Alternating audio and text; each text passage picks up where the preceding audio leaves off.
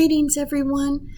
Welcome to Chapter 8. This is Cengage Managerial Accounting, and this week we will discuss budgeting. So we'll go through various objectives, but primarily we will understand the process of creating the budget.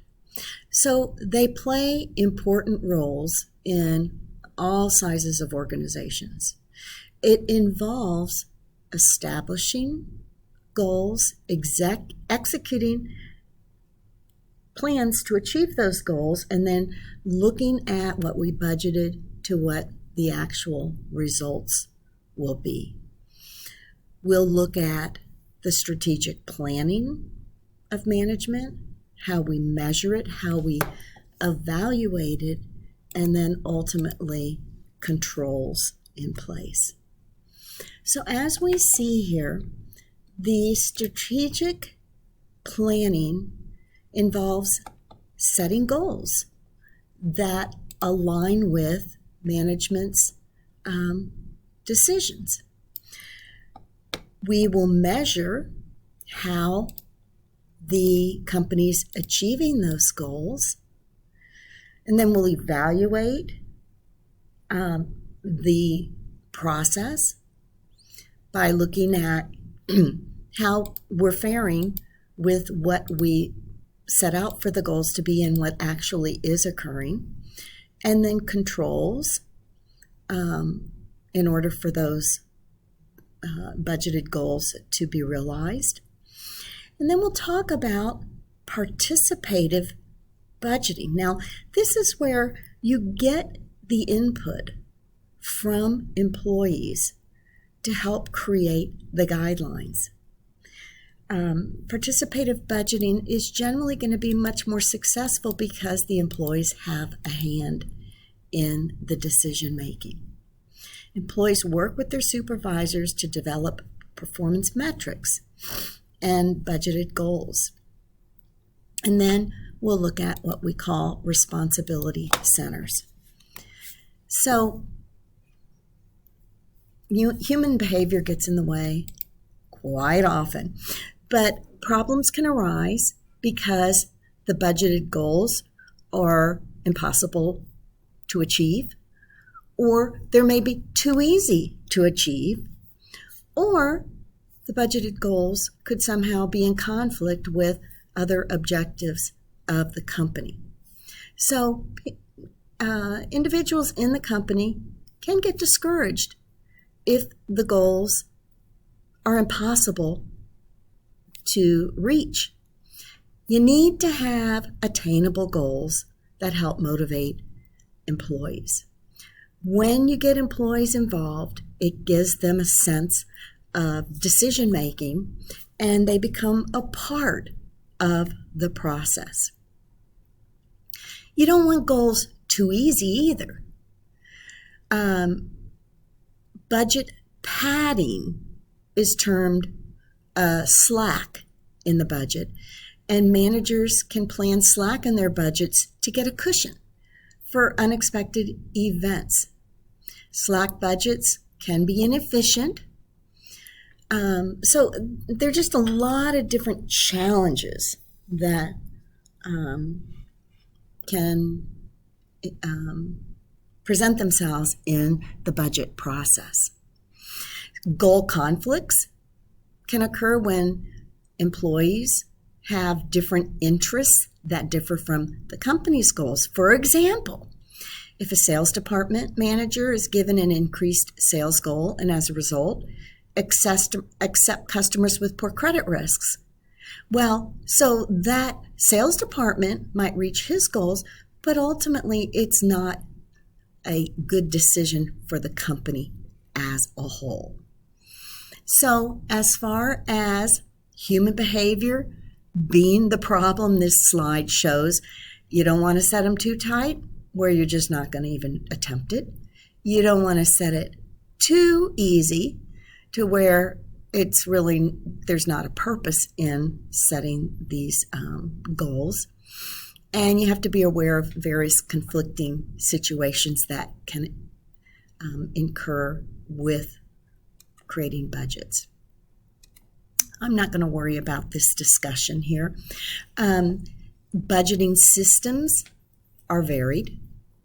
Usually, the period in which we create the budget includes the fiscal year of a company. Oftentimes it's a calendar year, but depending on the type of company, they may run a different fiscal year.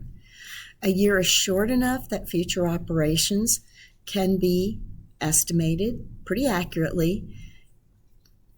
For control purposes, we have annual budgets, and they get subdivided into shorter periods, usually quarters. A variation of fiscal budgeting is called continuous budgeting, where we constantly have a 12-month budget projected into the future.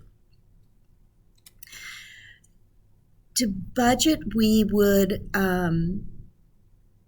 usually start it a couple months before the end of the year, and normally there's a budget committee that is assigned in order to create the budget. Usually it consists of a controller, the treasurer, someone who heads the team, production managers, and sales managers. Of course, it's going to be monitored by the accounting department. And there are different methods. One method is called a zero-based budgeting, which basically makes managers estimate the sales, the production, and operating information as though operations are just getting started. Another method is called incremental budgeting. You take the last year's budget and you revise it based on what really actually happened in the year and what's expected to change in the coming year. Now, a static budget shows expected results for only one activity level once the budget's been determined. The budget doesn't get changed. It's used for many service companies and governmental entities. A disadvantage of this type of budget is it doesn't adjust for changes in various activity levels. So here you see a static budget for just the assembly department showing what is being planned. Here we assume the assembly department spent $70,800 for the year ending in July 31st, 2028. So the assembly department spent $10,800 or 18% more than it budgeted. The first reaction is that it's bad news. But the budget was based on plans to assemble 8,000 units. But if they actually assembled 10,000 units, then spending that extra money doesn't necessarily look like then it's bad news. So the assembly department assembled 25% more units than it planned, but it only had an 18% increase in costs. So in this scenario, using the static budget really doesn't give you the whole information, because when you just look at the cost increase, it looks bad, but yet when you look at the reality that they actually assembled 25% more with only an 18% increase in cost, that doesn't look bad. Now, unlike static budgets, we like these flexible budgets because they show expected results based on activity levels. It's basically a bunch of static budgets put in at different activity levels. We'll look at it by identifying the relevant activity levels, which we could express in units or machine hours or direct labor hours. Then we identify the fixed and variable cost components of the cost being budgeted. And then we prepare the budget for each activity level by multiplying the variable cost per unit by the activity level, and then adding some fixed costs here. Here you see a flexible budget. We show various levels of activity. So with flexible budgets, they can be used in service businesses when the variable costs can be associated with an activity. So, for example, hospital room expenses are related to the number of patients, or transportation fuel costs are related to the number of miles.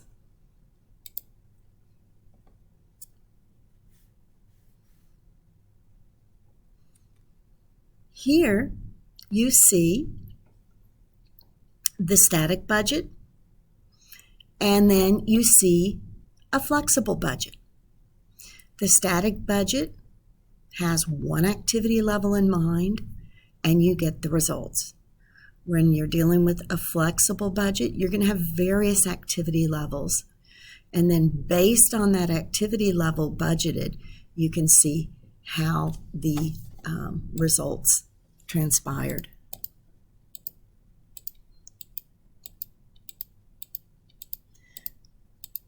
Okie doke.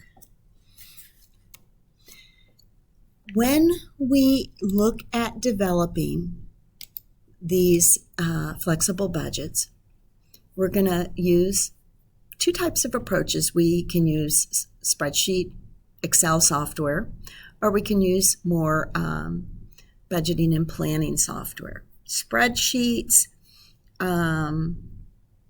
are very common to use because they can be accessed throughout all the different departments.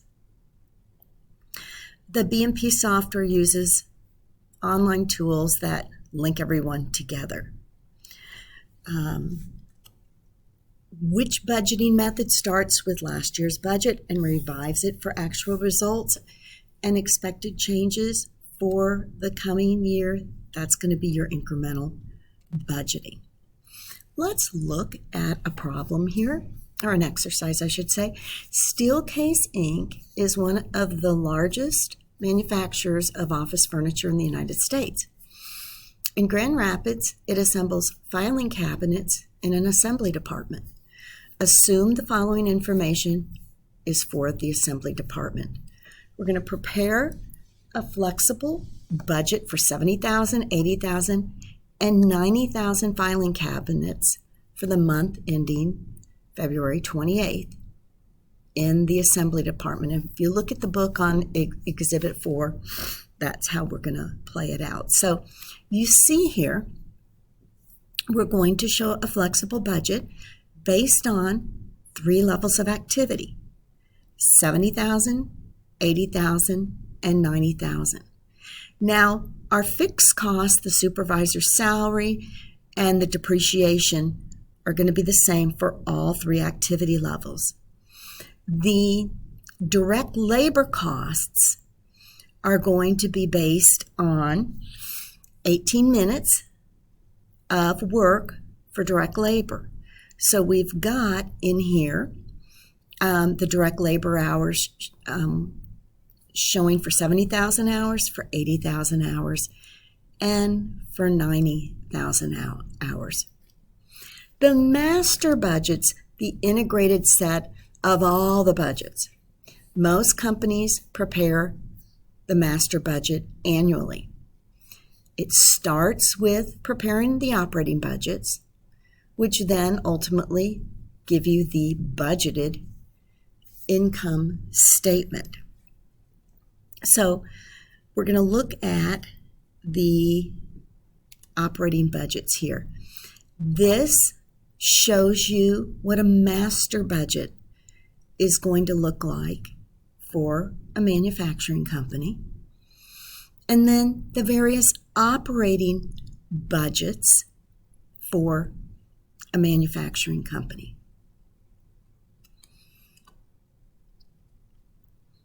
No, these operating budgets that ultimately come up to support the income statement are shown here. They're going to be shown for elite accessories. The sales budget begins by estimating the quantity of sales, and the prior year's sales are used as a starting point. Then these sales quantities get revised for factors such as ideas of what they're planning for expenses up front, marketing, promoting, pricing changes, economic conditions. Once those sales quantities get estimated, then we come up with the budgeted sales revenue by taking our budgeted revenue. It's going to be our expected sales volume times our expected unit sales price. Elite manufactures wallets and handbags. They're sold in the East and West regions. You see, we estimate the sales for 2021. We estimate wallets in the East region, 287,000, and in the West region, 241,000. For handbags, we're going to estimate 156,400. In the West, 123,600 in the West region, and we have estimated our selling prices. Now, this slide here shows the sales budget for Elite based on the data we just talked about.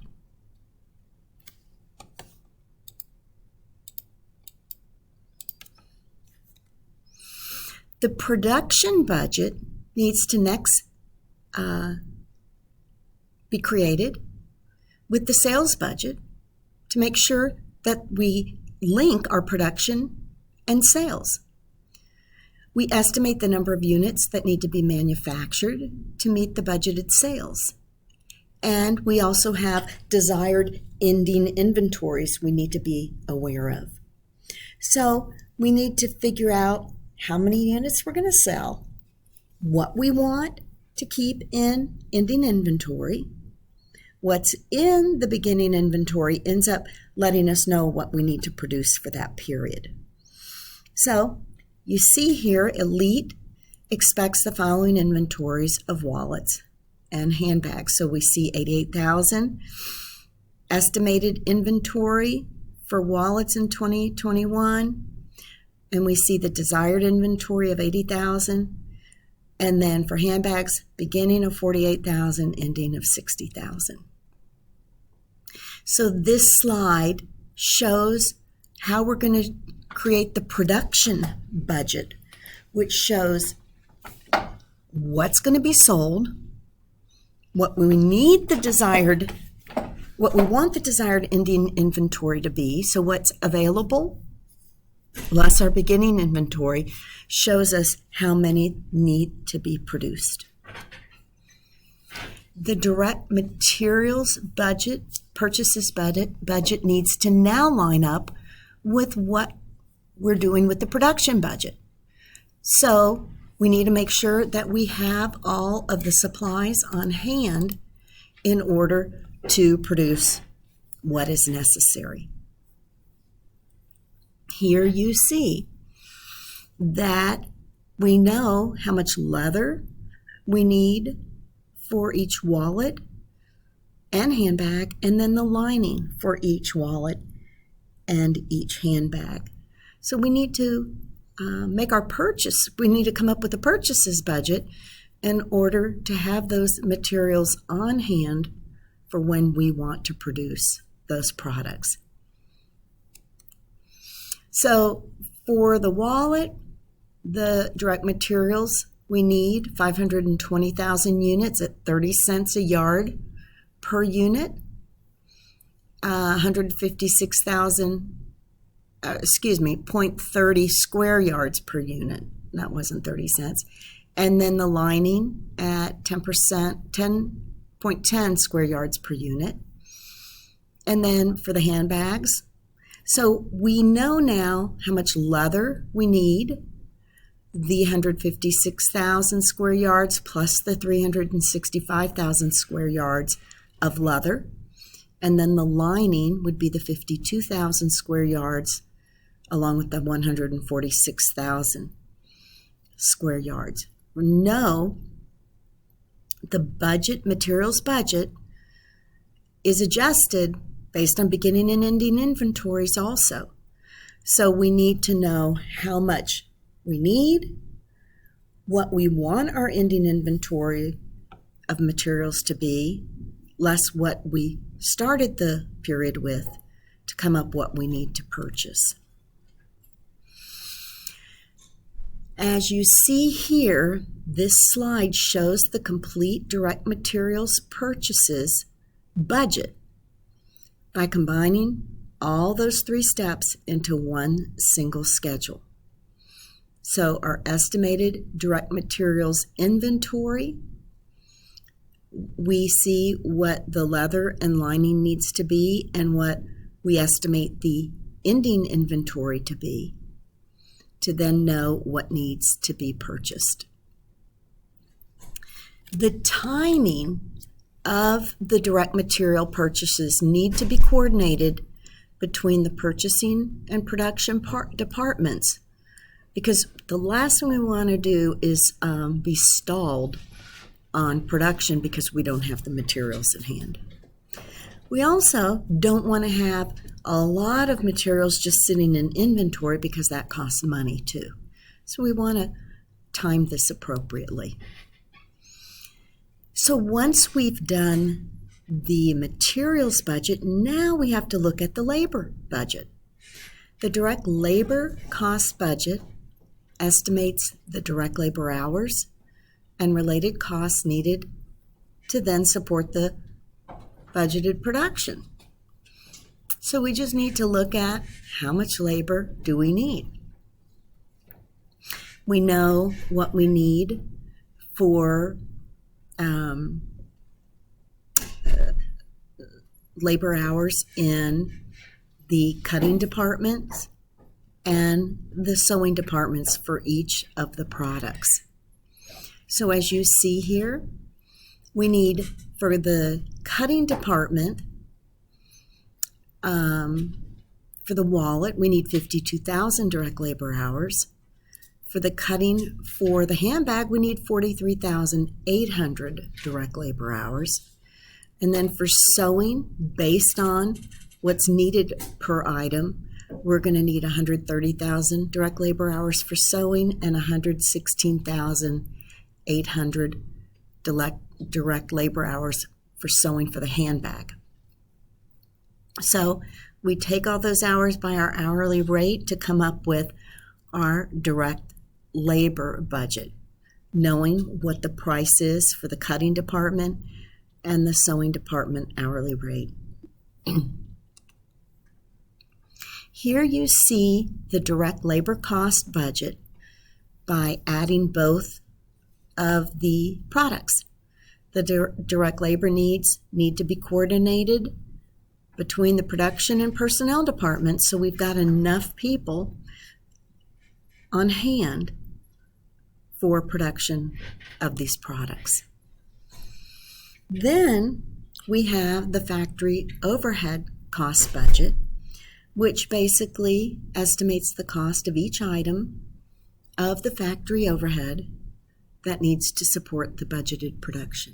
So the factory overhead budget we're going to see on this next slide is supported by several departmental schedules. It's really important that that budget is integrated along with the production budget, just so nothing gets interrupted during the production process.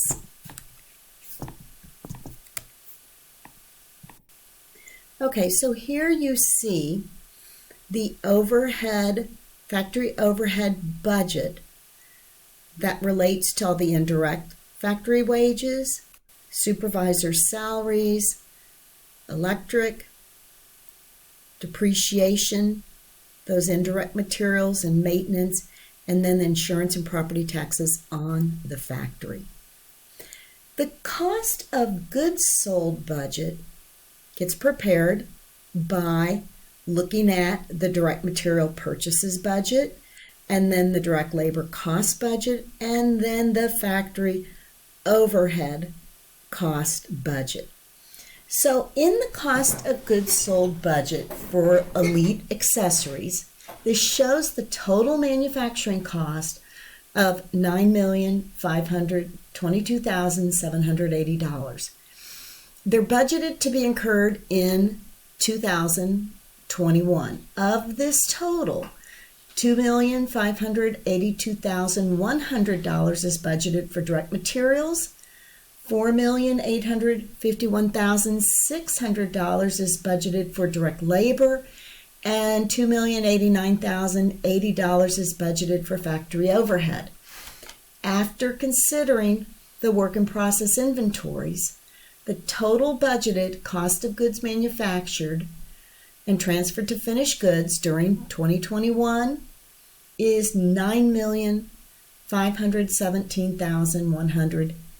Now, based on expected sales, the budgeted cost of goods sold is $9,047,780. Then we have the selling and administrative budget. This sales budget often is used as the starting point for then this budget, the selling and admin expense budget. So a budgeted increase in sales might require more expenses in advertising. So as you're going to see here on the next slide, this will show you the selling and admin budget for Elite Accessories. So as you see here, we've got our salaries expenses, our advertising and travel expenses, and all of the admin, officer salaries, office salaries, rent, supplies, and miscellaneous expenses. The budgeted income statement for Elite Accessories is prepared by combining the sales budget, the cost of goods sold budget, and the selling and admin expense budget. There might be some other estimated revenues and expenses that get integrated into this. Basically, the goal here is to give management the ability to look at what all the estimated sales, costs, expenses, and ultimately profits are going to be for the year. So as you see here, this brought in the sales budget, the cost of goods sold budget, and the selling and admin. So guys, which budget estimates the number of units to be manufactured to meet budgeted sales and the desired inventory levels? Any idea here?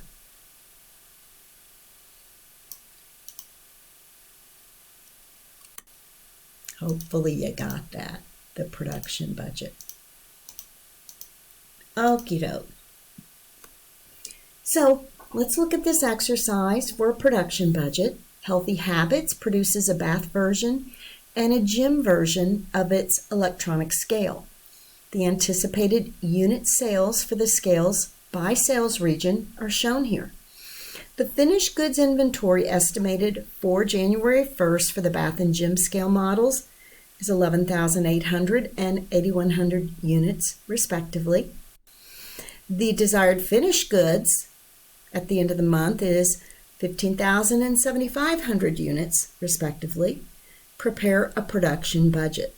So as you see here, we know what we're expecting to sell. We know what we want our ending inventory to be. We know what our estimated beginning inventory is, so we know what we need to produce. Here let's look at a budget professional fees earned budget. Lunwell and Fretwell CPAs offer 3 types of services: auditing, tax, and small business accounting. Based on experience and projected growth, the following billable hours have been estimated for the year ending. The average billing rate for staff is $140 per hour. For partners is $450 per hour. Prepare a professional fees earned budget for the year ending May 31st, 2028, using the following column headings and showing the estimated professional types of services rendered. So based on the billable hours for the audit department, we've got our staff at 25,000 billable hours at $140 rate, shows our revenue. The partners, 6,000 hours at $450 rate. Then we've got the tax department, and we likewise do the same, the 40,000 hours at their rate. The partners, 8,500 hours at their rate. And then the small business accounting to come up with our total professional fees earned of $16,550,000. Here, our direct material purchases budget. We see our anticipated sales for Safety Grip Company, 42,000 passenger car tires and 19,000 truck tires. We've got our rubber and steel belts that are used in producing passenger car and truck tires. We know the purchase prices of rubber, so $1.20 per pound, steel is 80 cents per pound, and they give us our desired ending inventories. Rubber, so 40,000 pounds, steel belts, 10,000 pounds, and our beginning inventories are going to be for rubber, 46,000 pounds, and steel, 8,000 pounds.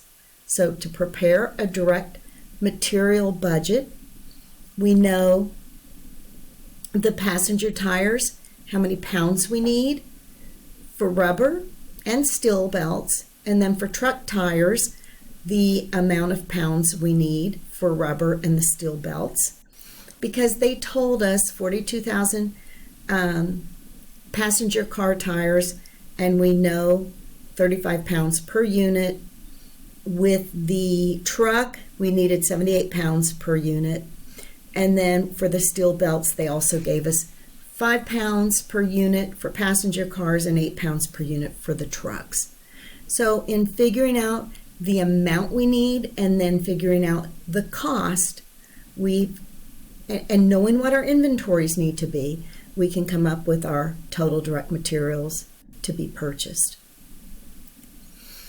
Now, looking at a cost of goods sold budget, we have Delaware Chemical Company that uses oil to produce 2 types of plastic products, P1 and P2.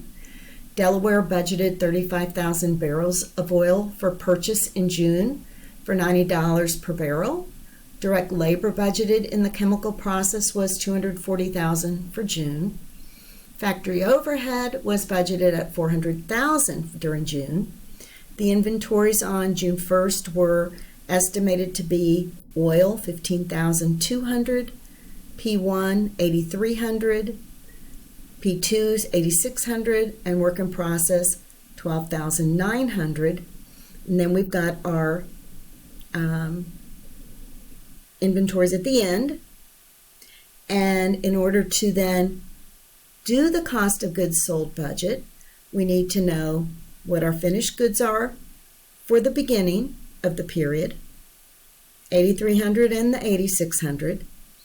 We need to start with our work in process that we brought in, and then our direct material inventory for June 1st, what we're purchasing, what's available then, what we need to have on hand at the end of the period, shows what we've placed into production. We add our direct materials, our factory overhead to come up with our total manufacturing costs. Then if we take the work in process for June 1st along with our total manufacturing overhead costs added, we get our total work in process for the period. Subtract out our ending work in process to give us our cost of goods manufactured. We add the finished goods inventory at the start of the month to our cost of goods manufactured, gives us what's available for sale, less our finished goods inventory is then going to show what we sold. So operating budgets show us the operating activities of the company where the financial budgets, including the cash budget and capital expenditures budget, help us see the financing and investing activities of a company. The cash budget estimates the inflows and outflows of cash. The cash budget gets integrated with all the various operating budgets. The capital expenditures budget, dividends, and equity or long-term debt plans of the company do affect the cash budget. Cash budgets can be prepared annually, but usually they're prepared more often because, boy, you got to have that cash on hand all the time. So a monthly cash budget for January, February, and March for Elite Accessories is shown here.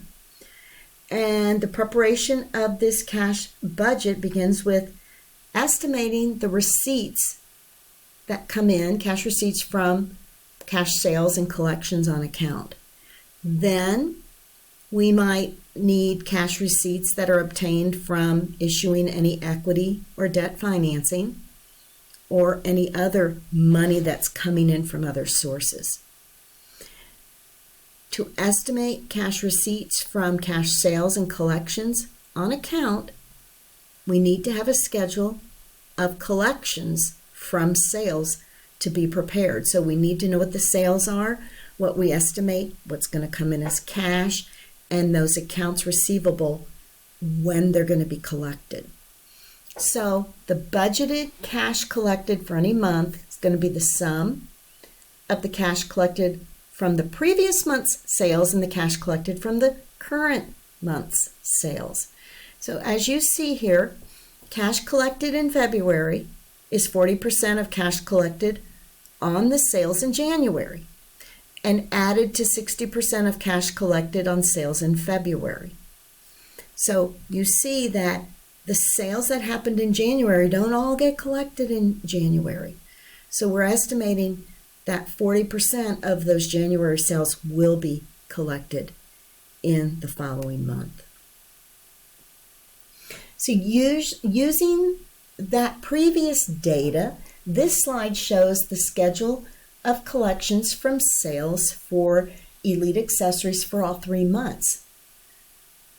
We're really simplifying this, showing there aren't any cash sales in this scenario and that it's a 60-40 split. 60% is collected in the month, 40% in the next month. So we're trying to keep it real simple for you to understand this concept.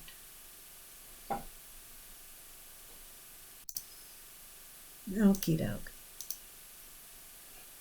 The estimated cash payments need to be budgeted so we can pay out the various costs we need to operate and for the manufacturing, along with everything else, selling and admin, capital expenditures.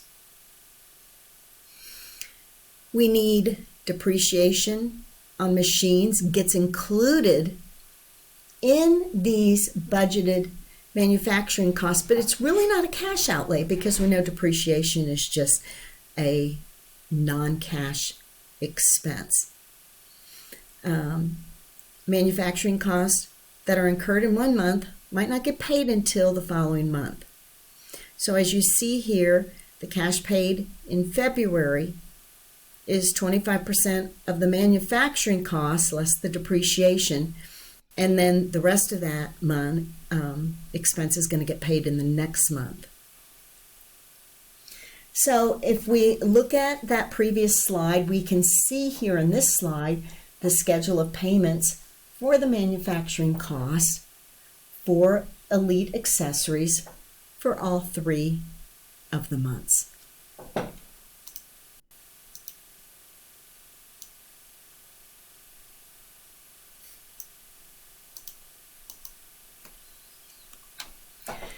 The cash budget is structured for a budget period showing estimated cash receipts minus the estimated cash payments gives us a plus or minus in cash. We add to that the balance at the beginning of the month gives us what we would have in cash at the end of the month. And oftentimes we have a minimum cash balance we want to keep. So if that minimum cash balance goes below, we may need to borrow money in order to keep that balance that we require. So let's look at this. And as you see here, we've got in Elite, we have the beginning cash balance, the quarterly taxes we need to pay, the quarterly interest we need to pay, the interest revenue we're going to receive, purchases of capital expenditures, and then various selling and admin expenses. This will all help us in preparing our cash budget. So the estimated cash receipts include the total receipts from sales on account, shown in that slide previously, and the estimated cash payments include the cash payments from the manufacturing costs in a previous slide. And then other receipts and payments are provided by that additional information. So we're assuming here that the minimum cash balance is $340,000. Now we need to look at the capital expenditures budget. The capital expenditures budget really summarizes what's needed for acquiring assets. These expenditures are needed because things wear out, things become old, things become not as useful. And in order to meet increasing demand and to stay current with the industry, they're going to be assets that need to be purchased. So let's assume a 5-year capital expenditures budget for Elite accessories is going to be shown here. And we prepare this out 5 to 10 years. Usually we order these fixed assets in advance because it could take time in order to construct it. So you see here, we have planned on some capital assets here, machinery for the cutting department and the sewing department, along with some office equipment. We have this going out for 5 years. Then we've got the budgeted balance sheet. That gets prepared based on the operating and financial budgets. The budgeted balance sheet is dated as of the end of the budgeted period. It's like a normal balance sheet. No, it's just a point in time. The balance sheet at the end of the period. So which budget summarizes plans for acquiring fixed assets? It's the capital's expenditure budget. So let's look at some more exercises here. And we'll see here the Pampered Pal, a pet supplies distributor, was organized on January 1st. We have projected sales for each of the first 3 months. All sales are on account. Collections are expected 75% are collected in the month, 15% are in the following month, and then the rest is in the next month. So here we see how the payments are going to flow for January. That 75% is collected in January, 15% of the January sales are collected in February, 10% are collected in March. Then we've got the 75% of sales that happened in February collected in February, and the remaining 15% collected in March, and then March sales. So you see how that flows. Horizon was organized on February 28th. We have projected selling and administrative expenses for the first 3 months. We know our depreciation, insurance, and property taxes represent $10,000 of the estimated monthly expenses. The annual insurance premium was paid on February 28th, and property taxes for the year will be paid on June in June. Of the remainder of the expenses, 60% are to be paid in the month, with the balance being paid in the following month. So, in order to do that, our March expenses, we've got the $53,400 minus the $10,000 that is the expenses that aren't part of cash payments, gives us the $43,400 of payments, where 60% of those expenses will be paid in that month, 40% will be paid in the next month. Same again with April. If the payments were $65,200 and those $10,000 included non-cash items, we would take that difference, the $55,200, 60% would be paid in April, 40% of that would be paid in May, and then we'll be doing the same thing for May. This is just helping illustrate how these budgets are prepared for you. Now on January 1st of 2026, the controller of Omicron is planning capital expenditures for 2026 through 2029. The following interviews help the controller collect the necessary information. So for the director of facilities, they have a construction contract that is going to be signed in 2025 for a new factory building at $10 million. This construction is scheduled to begin in 2026. The VP says, hey, once this new factory is finished, we need to purchase $1.5 million in equipment. And we need another $200,000 in 2028 to test and install the equipment before we can even start production. And then we'll need another $1 million in equipment as sales grow. Then the chief operating officer comes in and says, boy, we've been really growing and we're going to have to expand our building in 2029 by 35% because inflation won't have a lot of impact. The cost of the expansion is going to be proportional. Then the director of information is like, oh my God, we're going to need to upgrade our information systems. So in 2028, when the factory's up and running, we're going to have to do a big renewal of wireless technology, which is going to cost us about $800,000. Even though prices are dropping 25%, it's probably going to be cheaper. And then the CFO goes, oh my gosh, how are we going to come up with all this money? How are we going to handle this cash flow? Because we've got so much money happening. So we need to prepare a budget. Well, guess what? So we see we are going to need, for the building that was talked about, we need a $10 million building.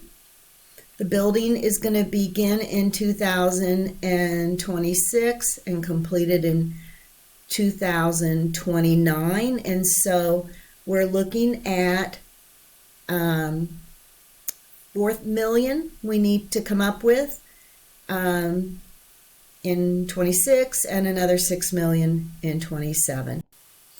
So the additional $3,500 in 2029 is a result of the expansion they talked about needing to do in 2009 because of the growth. Also, the equipment is a result of some of the information that was provided, where they talked about the 1.5 million equipment plus an additional 200,000 and then another million in 2009. And then the information system, remember the prices were going to be a little cheaper. And so that's how we're coming up with that figure there. Now, of course, non-manufacturing businesses don't have those components that manufacturing companies have, so they're going to be a little easier for a budget purpose. In looking at Concord Hotel, this is a hotel, so it's a service industry. They talk about the number of rooms they have that average 120 guests per night during weekdays, 50 guests per night during the weekend. So they have staffing budgets for cleaning rooms, for housekeepers, knowing what they need during the week and on weekends, what they're being paid, number of days they're working, and their hourly rate. And so, again, everyone utilizes budgets. They might have just different components of their budget.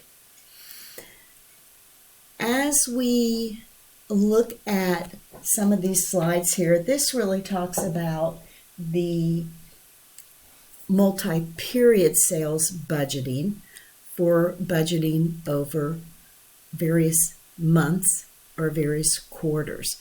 The quarterly production budget gets prepared using estimated monthly finished goods inventory. So it's just like what we're doing, it just is expanded. So take a look at that. For the most part, we've really looked at the importance of the various budgeting steps and how they work. So those last several slides talked about taking that and expanding it for various periods. I hope this has been helpful for you. Have a great week. Let me move this down here.